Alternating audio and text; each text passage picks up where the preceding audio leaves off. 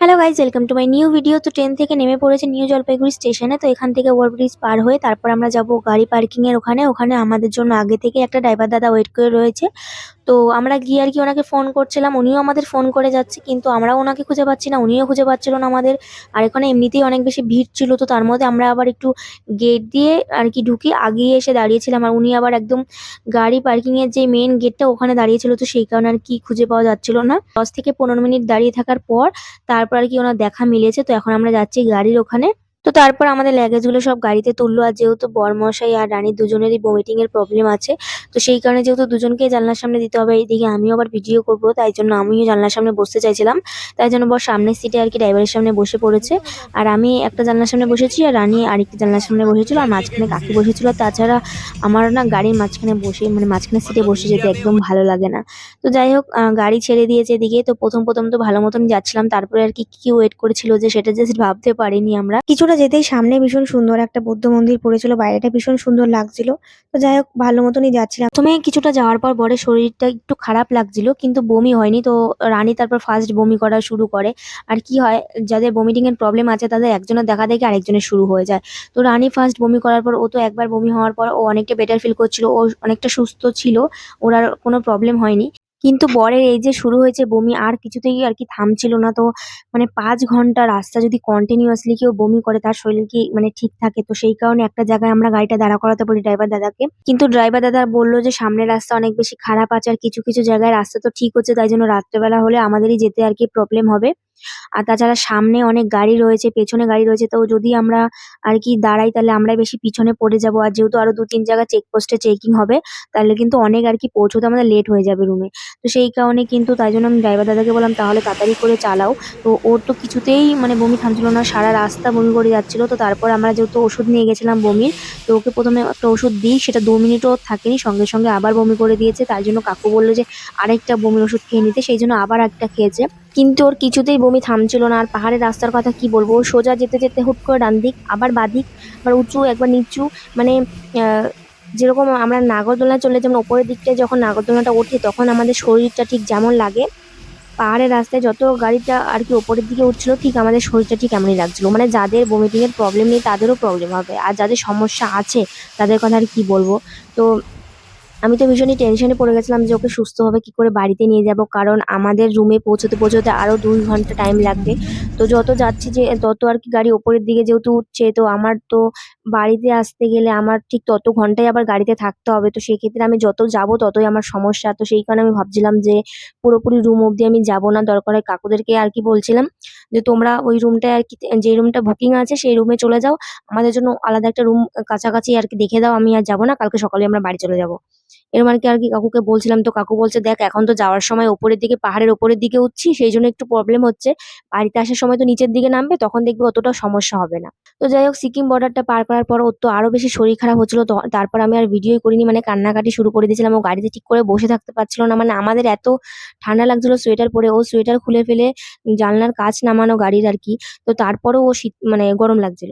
আর কাকু বলছিল গাড়ির থেকে নেমে রুমে গিয়ে একটু রেস্ট নিলেই দেখবি শরীর ঠিক হয়ে গেছে। আর আমি ভাবছিলাম রাত্রেবেলা করে যদি আরো বেশি শরীর খারাপ হয় তখন কি করব, কারণ পাহাড়ি রাস্তায় দেখতেই পাচ্ছ কোনো দোকানপাট কিছুই নেই। তো আমাদের এদিকের মতো না যে এখানে ওখানে ওষুধের দোকান আছে, চট করে আর কি শরীরটা খারাপ লাগলো ওষুধ নিয়ে চলে আসলাম। তো পাহাড়ি মানে রাস্তার মধ্যে তো খালি খাদ আর পাহাড় ছাড়া কিছুই নেই, দেখতেই পাচ্ছ পুরো ফাঁকা। মানে কোনো ওষুধের দোকান তো দূরের কথা, এমনিও কোনো দোকান দেখতে পাচ্ছিলাম না। তো সেই কারণে ভাবছিলাম যে রাত্রেবেলা করে ও যদি আরো বেশি শরীর খারাপ হয় তখন কি করব, তো সেটা ভেবে খুব কান্নাকাটি করছিলাম।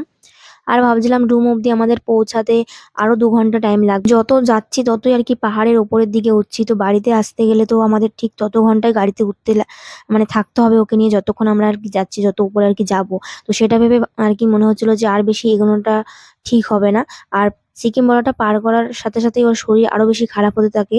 তো গাড়িতে 2 মিনিট বসে থাকতে পারছিল না। তো সেটা দেখে আমি গাড়ি থামাতে বলি, আর কাকুকে বলছিলাম যে এই রুমটা বুকিং আছে তোমরা আর কি ওই রুমটায় চলে যাও, আর আমাদের জন্য এখানে একটা হোটেল দেখে দাও, রাতটুকু এখানে থেকে আর কি আমরা কালকে সকালে বাড়ি চলে যাব। তো আমরা আর যাবো না।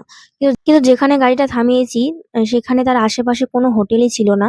তো দূর থেকে আমি শুধু একটা রেস্টুরেন্ট দেখতে পেয়েছিলাম আর রেস্টুরেন্টের সামনে একটা স্কুটি দাঁড়া করানো ছিল। তো আমি ভাবছিলাম কোনোভাবে কাউকে যদি একটু রিকোয়েস্ট করে স্কুটিটা করে আমাদের দুজনকে একটু মানে কোনো একটা হোটেলের সামনে নামিয়ে দিত, তাহলে আর কি রাতটুকু থাকতে পারতাম। কারণ ও গাড়িতে ২ মিনিটও বসে থাকতে পারছিল না।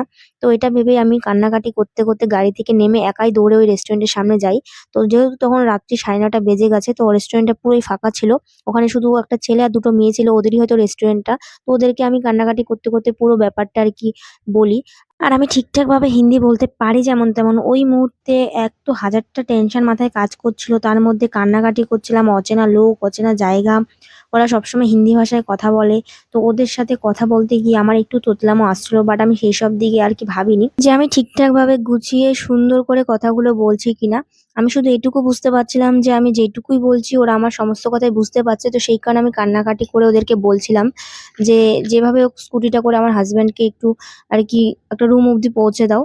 তো দাদাটাকে বললাম, যা খরচা লাগে আমরা দিয়ে দেবো। তুমি শুধু একটু আমাদের স্কুটিটা করে আর কি রুম অব্দি পৌঁছে দাও। তো দাদাটা বলল যে এরকম আমাদের এখানে পাহাড়ি রাস্তায় তো এরকম দুজনকে স্কুটিতে করে নিয়ে যাওয়া যাবে না। আর তাছাড়া ওর যা অবস্থা, ও একা গাড়িতে বসতেও পারবে না। মানে আমার কান্নাকাটি দেখে ওরা আমাদের গাড়ির সামনে আসে। এসে তারপর আমার বরকে ধরে রেস্টুরেন্টে নিয়ে যায়। নিয়ে গিয়ে ওখানে বসিয়ে চা বানিয়ে দেয়। তারপর অনেকক্ষণ বসে আর কি কথা বলল আমাদের সাথে। আর বলছিল যে ওর এই অবস্থা, তো হসপিটালে নিয়ে যাওয়ার কথা। কিন্তু আমার যেহেতু অচেনা জায়গা, অচেনা লোক, হসপিটালে আর কি কেমন কি ট্রিটমেন্ট করবে, যদি কোনো ভুলভাল ট্রিটমেন্ট করে যদি বেশি ক্ষতি হয়ে যায়। তারপর আমি ভাবছিলাম যে ঘুরতে এসে আনন্দ করতে এসে শেষে হসপিটালে ভর্তি থাকবে। তো সেই কারণে আমি এইসব ভেবে বললাম যে না, হসপিটালে আমরা নিয়ে যাব না। তো আমি বললাম স্কুটি করে যেকোনো একটা আর কি হোটেল অব্দি আর কি পৌঁছে দিক, তাহলেই হবে, যাতে রাতটুকু আমরা থাকতে পারি। তো দাদাটা বলল এরকম ও তো একা বসতে পারবি না, আর এরকম পাহাড়ি রাস্তায় তো দুজনকে কোনোভাবে অ্যালাউ নেই। তো সেই কারণে আর কি আমাদের একটা হোটেলের ঠিকানা দিল। বলল যে আর ২ মিনিট কষ্ট করে গেলেই আর কি ওই হোটেলটা আর কি সামনে পড়বে। তো ওই হোটেলে সবসময় তো এরকম রুম ফাঁকা পাওয়া যায় না কোনো হোটেলেই ওখানে। তো তবুও আমাদের একটু গিয়ে দেখতে বলল। সত্যি বলতে ওই রেস্টুরেন্টের ওই ২ মেয়ে আর ওই ছেলেটা আমাদেরকে ভীষণভাবে হেল্প করেছিল। গাড়ি থেকে ওরা ধরে নিয়ে গিয়ে চেয়ারে বসিয়ে তারপর চা বানিয়ে দিল। বলল যে এখন দেখবা শরীরটা অনেকটা ঠিক লাগবে।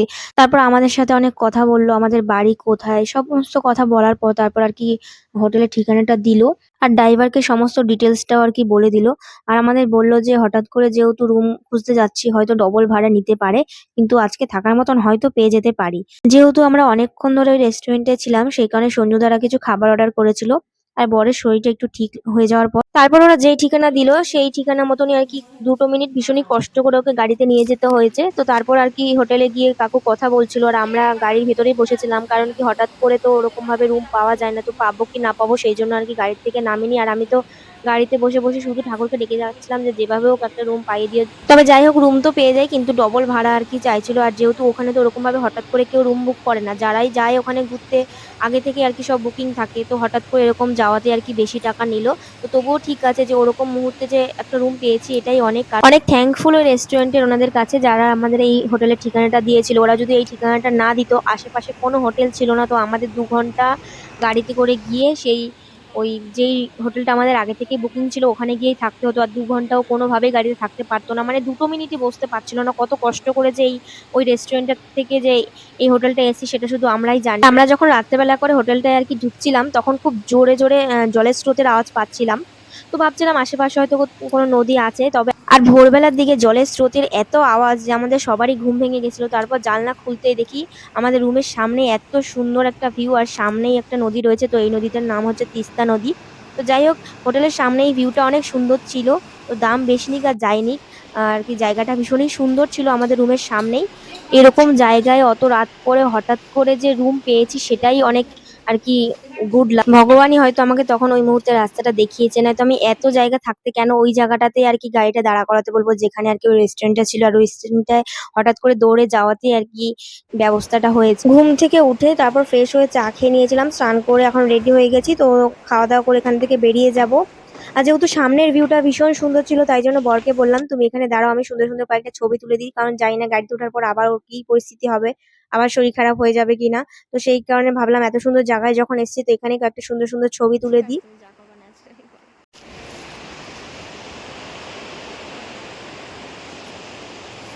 আর আমাদের যে গাইড করে এনেছেন তার সাথে রাত্রেবেলা আর কি ফোনে কথা হওয়ার পর উনি বলেন এরকম অনেকেরই হয় যে দুদিন ট্রেনে জার্নির পর তারপর ট্রেন থেকে নেমে আবার গাড়ি দিয়ে এতটা রাস্তা আসতে গেলে অনেকেরই সেম সমস্যা হয়।